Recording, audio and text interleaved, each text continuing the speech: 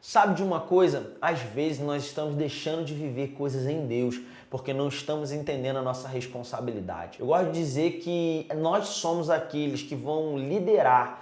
Bruno César aqui e hoje nós vamos falar sobre legalidade. Você já parou para pensar sobre isso? Tenho falado em vídeos recentes acerca da vontade de Deus para a nossa vida, sobre entender aquilo que é a permissão de Deus, a nossa responsabilidade. Não sei se você já teve que lidar com alguma situação desse tipo. Já parou para pensar? Pessoas que fazem, não, eu não preciso estudar tanto assim, se Deus quiser eu passo. Ou não vou me esforçar tanto assim, porque se Deus... Não, vai ser feita a vontade de Deus. Sabe, eu creio que aquilo que nós vamos tratar nesse vídeo vão ampliar a sua visão sobre a forma como Deus opera. E eu creio que vai abençoar e transformar a sua vida e a sua história. Vem comigo? É muito interessante, né, essa questão de vontade de Deus, de soberania de Deus, né? Como se, não, porque Deus é soberano, Ele tem poder sobre todas as coisas, tudo está no controle de Deus, então parece que as coisas vão acontecer meio que no automático, né? E o pessoal acaba vivendo uma vida meio que deixa a vida me levar, a vida leva eu, não, Deus está me levando. Mas sabe, eu tenho falado sobre princípios, sobre promessas. Você não pode querer viver uma vida de promessa, de cumprimento de promessas, sem andar de fato nos princípios. E eu quero te mostrar um pouco hoje, através de algumas coisas, como Deus trabalha e como Ele faz através da palavra. Eu quero falar sobre legalidade. Você quer ver uma coisa muito simples? A Bíblia fala, eu já falei sobre isso, que Deus confiou o domínio da terra ao homem. Deus entregou uma posição de governo ao homem. Ele deu domínio ao homem quando o homem foi criado. Nós vemos isso lá em Gênesis capítulo 1, do versículo 26 ao versículo 28.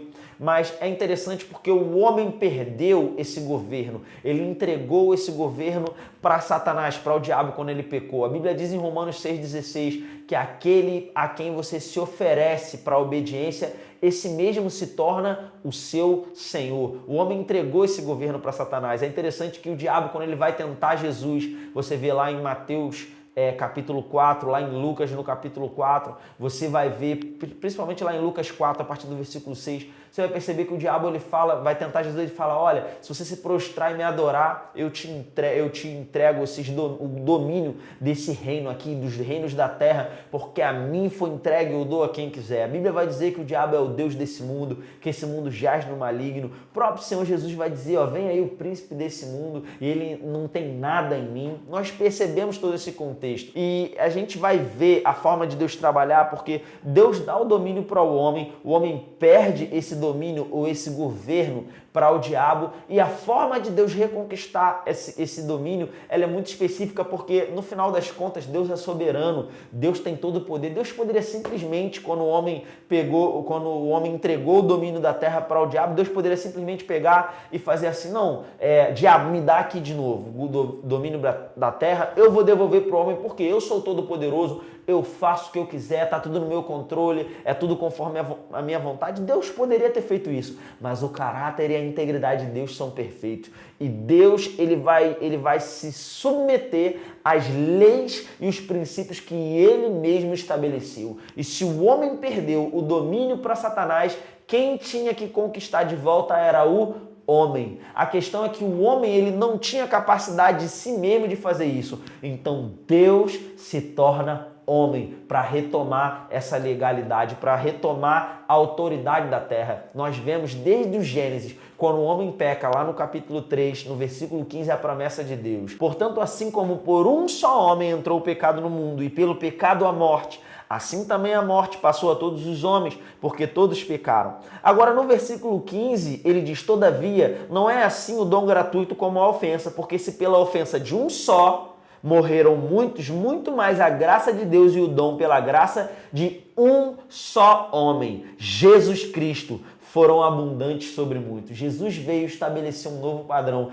E o que eu acho lindo dentro de tudo isso é como Deus estabelece esse padrão. Deus se rende aos próprios princípios que ele mesmo estabeleceu para retomar a humanidade de volta para ele. Porque Deus respeita os princípios. Você precisa entender isso. Você precisa entender que o Espírito de Deus, ele pode habitar dentro de você. Quando você entrega a sua vida para Jesus, o Espírito Santo vem habitar dentro de você. A expectativa de Deus é que você viva uma vida vida de relacionamento com Ele, Ele quer te guiar nos detalhes da sua vida, para que você seja instruído e você saiba que você vai se mover nos princípios e você vai dar legalidade para Deus agir na sua vida. Eu gosto de algumas questões que nós podemos perceber na Bíblia e a forma como essa forma toda de Deus trabalhar, né? O texto de Isaías, capítulo 53, versículo 10, falando sobre Jesus, sobre o Messias, que diz: "A Deus agradou moê-lo, fazendo enfermar." Olha que coisa interessante. Deus pega o seu Filho amado e a Bíblia diz que ele se agrada em moer na cruz e fazê-lo enfermar. A Bíblia diz em Gálatas 3,13 que Cristo nos resgatou da maldição da lei,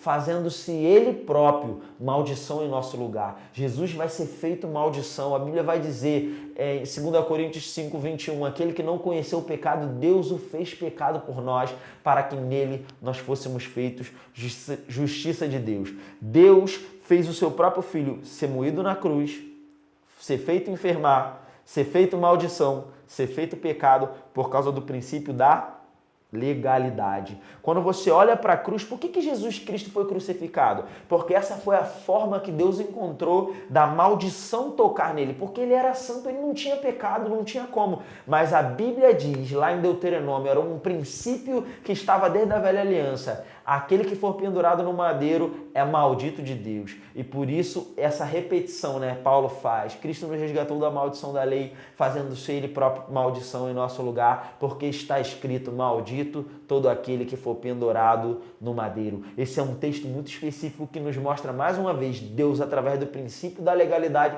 nos alcançando. Então, sabe, para que você viva de fato a plenitude do que Deus tem para a sua vida, você precisa que isso esteja firmado no seu coração. Você precisa ter esse entendimento. Não é simplesmente eu achar que Deus vai fazer com que as coisas aconteçam, mas eu preciso ter um entendimento, a revelação por dentro do que Deus espera de mim, do que Deus deseja para a minha vida, para que eu ande nesses princípios, para que eu mergulhe na vontade de Deus para a minha vida e para que eu dê legalidade para Deus, para que Deus possa operar na minha vida, sabe? Eu gosto do seguinte entendimento: Deus, se ele olhasse para o homem pecador e simplesmente quisesse chamar o homem pecador de santo, Deus estaria fazendo algo errado. Deus não poderia olhar para o pecado e chamar de justiça, mas então ele pega e ele faz uma substituição, e Deus passa de um Deus santo e justo para um Deus justificador, cumprindo todas as coisas